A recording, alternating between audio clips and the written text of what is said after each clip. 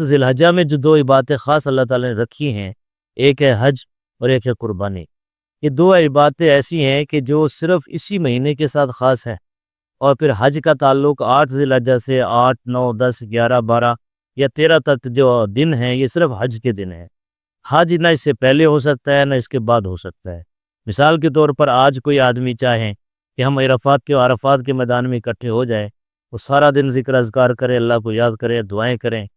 تو وہ دعا ذکر عبادات کا ثواب تو ہوگا، لیکن حج بالکل نہیں، نہ فرض نہ نفل، یہ نہیں ادا ہوگا۔ یہ صرف 8، 9، 10 ذی الحجہ کو جو اللہ نے مقرر فرمایا ہے اسی وقت ہوگا۔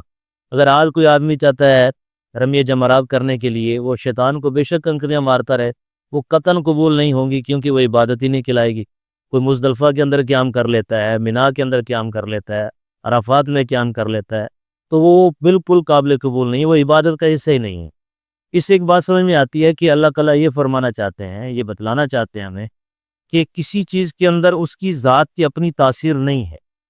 تاثیر اس میں تب پیدا ہوتی ہے جب میں اس چیز کا حکم دے دوں اور میرے نبی کا اس کے اندر طریقہ موجود ہو، تو وہ عبادت بنے گی، ورنہ وہ عبادت ہی نہیں ہے سرے سے۔ حج کا یعنی سب سے پہلا فلسفہ جو سامنے آتا ہے وہ یہ ہے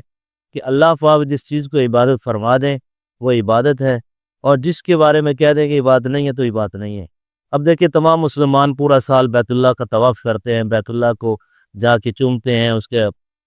ہر طرح سے اس کی جو ہے نا اس کا اکرام بھی کرتے ہیں، لیکن حج کے دنوں میں اللہ نے فرمایا کہ اب میرے گھر کو چھوڑ دو، اب عرفات کے میدان میں جا کے مجھے پکارو، وہاں میں تمہاری پکار سنوں گا۔ اب اللہ نے چونکہ متعین کر دیا ہے، لہذا وہی عبادت کہلائے گی۔ اور اس کا جو سب سے بڑا جو سبق ملتا ہے وہ یہ ہے، حضرت ابراہیم علیہ السلام کی جو تعلیمات ہمارے سامنے اس سے، کہ اللہ تعالیٰ جب حکم دے دیں تو اللہ یہ چاہتے ہیں کہ پھر اس کے اندر سوال نہیں ہونا چاہیے کہ یا اللہ یہ تو نے حکم ایسا کیوں دیا۔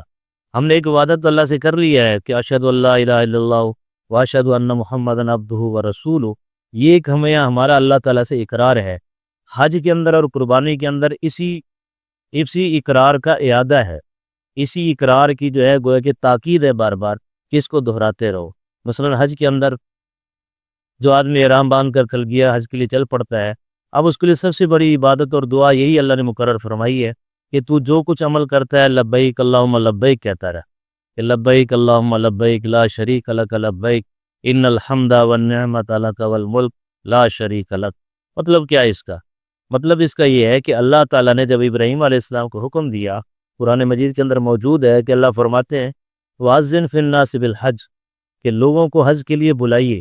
تو ابراہیم علیہ السلام پہاڑ پر چڑھے، انہوں نے آواز لگائی، اللہ تعالیٰ نے اپنے تکوینی طور پر اس آواز کو پورے عالم کے اندر پہنچایا اور قیامت تک کے آنے والے انسانوں کی روحوں تک پہنچایا۔ تو یہ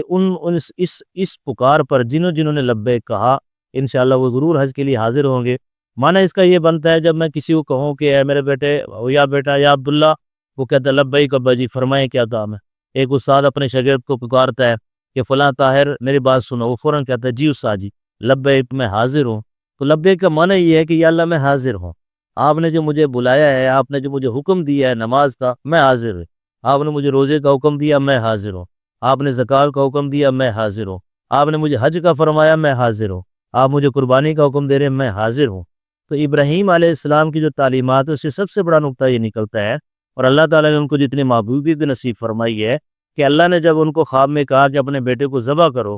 تو پلٹ کر ابراہیم علیہ السلام نے یہ نہیں پوچھا قطعاً کہ یا اللہ اس میں حکمت کیا ہے، یہ آپ مجھے حکم کیوں دے رہے ہیں، یا یہ نہیں ابراہیم علیہ السلام نے فرمایا کہ یا اللہ آپ مجھے میرے بیٹے کے قتل کرنے کا حکم دے رہے ہیں، جبکہ خود اللہ تعالیٰ قرآن مجید میں فرماتے ہیں کہ ایک کسی نفس کو ناحق قتل کر دینا ایسی ہے جیسے پوری انسانیت کو قتل کر دینا۔ قتل تو ایک اللہ کے یہاں بہت بڑا جرم ہے، اور جہاد کے اندر بھی اسلام نے خاص دعوت دی ہے۔ حضور نبی کریم صلی اللہ علیہ وسلم نے فرمایا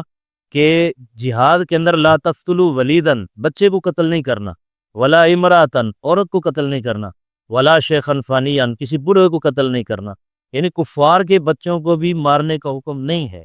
چیز آیا کہ یہاں ایک بچے کو اللہ مارنے کا حکم دے رہے ہیں، اور بچہ بھی اپنا ذاتی بیٹا، اور پھر قربان جائیں کہ اسماعیل علیہ السلام جو بیٹے تھے جن کو اللہ نے قتل کا حکم دیا، انہوں نے بھی پلٹ کر یہ نہیں پوچھا کہ یا اللہ میرا کیا قصور ہے، میں تو بچہ ہوں، میرے قتل کا کیوں حکم دیا جا رہا ہے۔ ان سے جب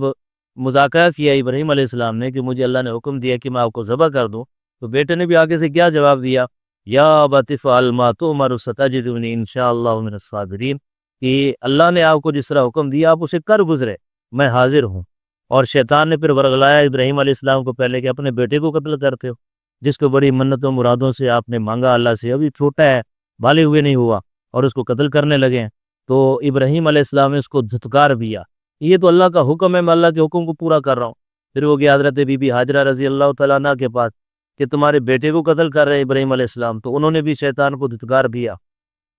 پھر وہ آیا حضرت اسماعیل علیہ السلام کے پاس کہ تمہارا باپ تمہیں قتل کرنے لگا ہے، تو انہوں نے بھی دھتکار دیا۔ تو شیطان کو چونکہ 3 دفعہ دھتکارا گیا ہے، تو اللہ تعالیٰ نے اس لیے رمی جمرات 3 رکھے ہیں وہاں، کہ شیطان کو کنکریاں مارنا۔ اور یہ بھی عبادت اسی دن ہے کہ وہ جو حج کے دنوں میں شیطان کو کنکریاں مارنے ہیں، تو اس کو اللہ قبول فرماتے ہیں بطور عبادت کے۔ عام دنوں میں آپ جا کر جتنی مرضی کنکریاں مارتے رہے، وہ عبادت شمار نہیں ہوگی۔ تو خلاصہ یہ نکلا کہ حج ایک ایسی عبادت ہے کہ جس کے اندر اللہ نے تمام عقلی تقاضوں کو ایک طرف رکھنے کا حکم دیا ہے، کہ یہ نہیں مجھ سے پوچھنا کہ اس میں حکمت کیا ہے، میری منشا کیا ہے، بس منشا فقط ایک ہی ہے کہ چونکہ میں نے حکم دے دیا، اس کو بجا لاؤ۔